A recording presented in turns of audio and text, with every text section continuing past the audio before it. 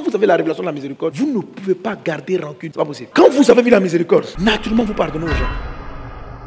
Jésus a dit, celui à qui on a pardonné beaucoup, aime beaucoup. Celui à qui on a pardonné peu, aime peu.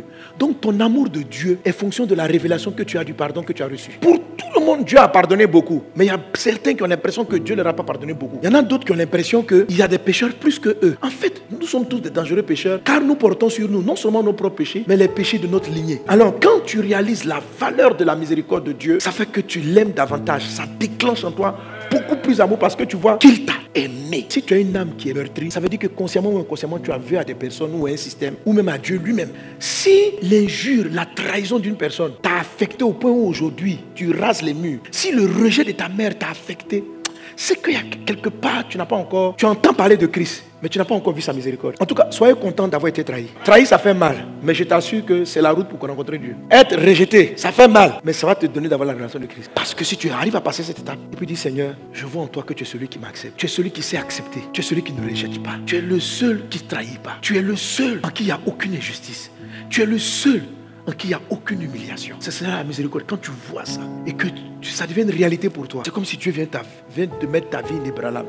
Autrement dit, il n'y a aucune personne, y compris ton conjoint, y compris tes amis les plus intimes, qui est capable de t'affecter. C'est pas possible. On ne peut plus te blesser. Tu n'es plus blessable. Parce que quelqu'un qui te fait du mal, au lieu de le regarder en il m'a blessé, tu as plutôt de la compassion. La miséricorde, quand vous la voyez, vous développez dans votre âme des excuses pour tout. Quelqu'un qui a fait la miséricorde, il excuse tout le monde. Les gens même viennent t'insulter, ils font un plan contre toi. Tu dis non, s'il a fait ça, tu vois, quand il était enfant, c'est comme ça l'excuse. On dit non, quand il était enfant, son papa l'a tellement trahi que lui, il est devenu un méchant. Donc c'est pour ça qu'il fait ça. Il ne fait pas exprès. Quelqu'un qui a vu la miséricorde de Dieu a une tendance à justifier les gens. C'est pourquoi il est dit dans le livre de 1 Corinthiens 13, l'amour excuse tout. C'est-à-dire, il n'y a aucune chose pour laquelle l'amour ne trouve pas d'excuse. Il n'y a aucune frustration. Alors, si vous ne savez pas excuser tous les torts qu'on vous fait, allez prendre des coups. Si vous n'excusez la moitié des faits, l'autre moitié va vous blesser. Il y a certains qui n'excusent pas tout, qui excusent un tiers. Trouvez l'excuse, c'est cette vie de Dieu-là. Parce qu'en fait, quand vous voyez la miséricorde, vous-même vous sentez d'où vous venez. Et vous voyez tous les combats dont Dieu vous a tiré.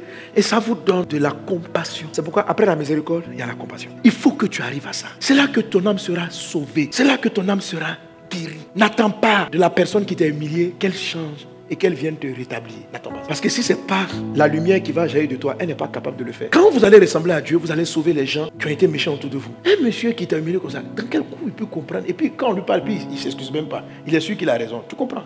Parce qu'il est profondément aveuglé. Mais il est aveuglé. Toi aussi tu t'es aveuglé. Donc quand tu vois Jésus, il ouvre tes yeux, il te guérit. Soyez totalement guéri par Jésus. Amen. Alléluia. Et qu'est-ce que ça crée? Il dit Dieu miséricordieux, Dieu compatissant. Ça veut dire la compassion.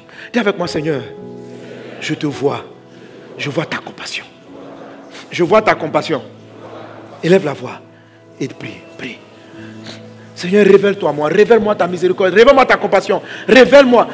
Prie pour cela. Tu vas voir que ton âme sera restaurée, guérie, transformée, délivrée. Dans le nom de Jésus. Brenda Soro Barada Sakatari Anta Rababrada Soro Barala.